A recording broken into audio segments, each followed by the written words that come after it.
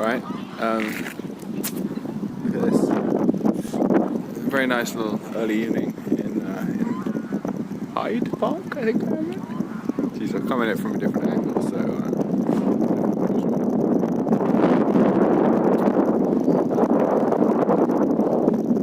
I've got so many ideas popping in my head at the moment.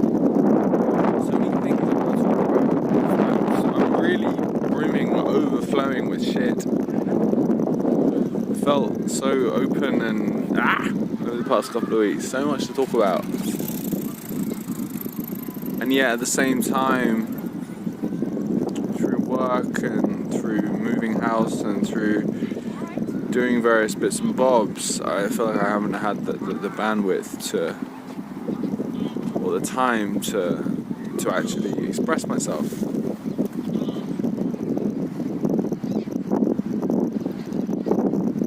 You know, it's like we always have this fantasy that when I just get this one little thing out of the way, just one more thing, then I'll be able to do it, you know, just that one more thing.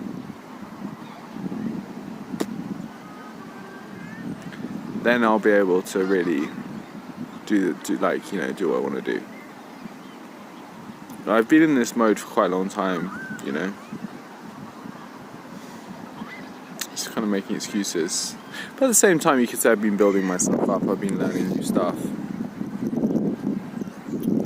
And I suppose a way around that I have come to think about, come to think of today, is in how I use my diary. So, I've had it so many times in the last few weeks where I've been like, I get up at 5:36. I've got to be at work at 9, so I leave at 8:30ish. So it gives me like 2.5 hours in the morning. But for me, I need to, but you know, for me to be in the mental space, or just the general space that I want to be in, you know, I want to have that time of lots of have a good shower in the morning, cold shower. Meditate for at least 45 minutes and then write my diary. Usually my diary consists of, you know, I write for a little bit and it's a kind of brain fart. I just and then if I get nice and deep or if I'm in a fresh state, then I can start writing on something a little heftier topic. I've thought of a new approach today, and that is to sort of mesh the two, in the sense that, somewhat similar to this, I can brain fart, but then allow that brain fart to turn into a story or some kind of lesson or something to write about. You know, so I talk about a little problem in my life or something that's been bugging me, and then I can, usually what I do is I say that thing and then be like, okay, right, that's gone, and then start talking about something conceptually, start talking about something related to, you know, the stuff I'm interested in.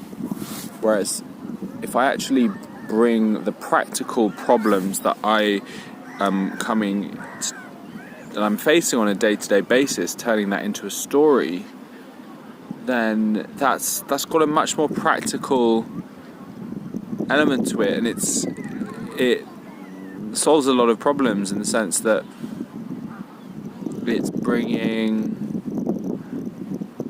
allowing me to look at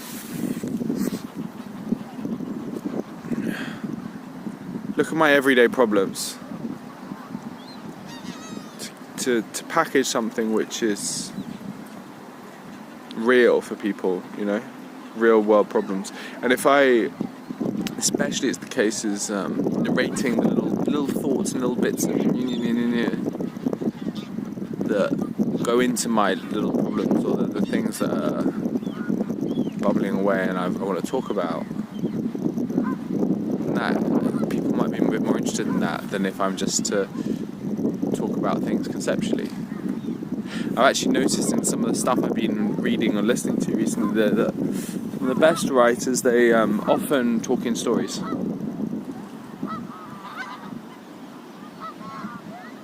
A captivating story is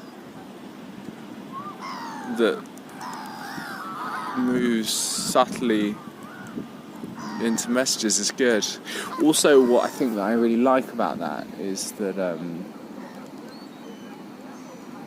we move away from this idea of I'm trying to teach things. You know, I don't want to. I've always been uncomfortable with the idea of telling people, you know, this is right. I'm giving you a lesson. This is what you should take home from it. Much more helpful for me is to. And I think I'm much more comfortable with is just treating my writing and the way of expressing things as something more for me. And that if people find that interesting, then cool, enjoy it.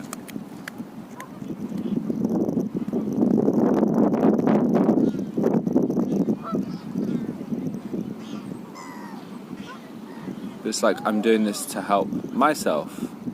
And in working things out for myself, I think that sort of energy of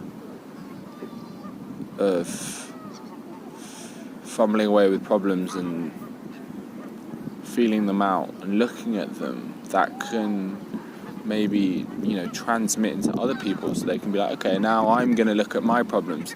Yeah, because that's much better than me looking at other people and saying, this is what you should do, this is what you should do.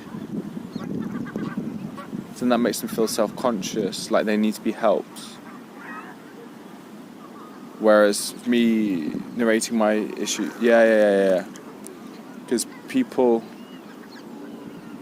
I think it's very unhealthy when people look for answers to look for other people to give them answers to their problems, rather than looking themselves. Everyone, yes, it's really important and paramount that everyone should solve their own problems for themselves. Yes.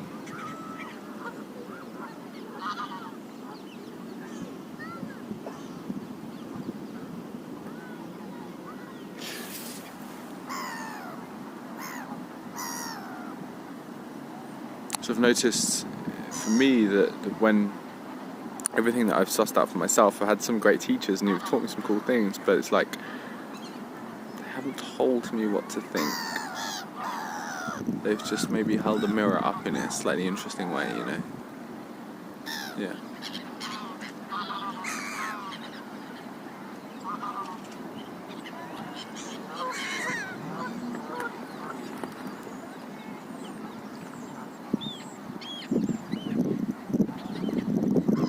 Yeah.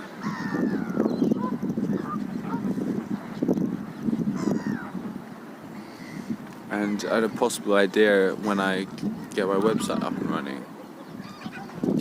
Is that in these videos and in my diary, I have maybe like one a week where I tussle with a problem and I really, spend multiple videos on the same thing, multiple diary entries on the same thing, and refine it until the end of the week. Bam, cool, I've got something good. Yeah, and I think by tackling the same issue, multiple times a week, and the pen and the video, that could create something quite cool. Something a little bit more refined than these ramblings, which I'm really enjoying, but some kind of consistency would be good. And I also like the idea of having an audience that I can have some kind of accountability towards. Yeah, cool. Fun video. Good night.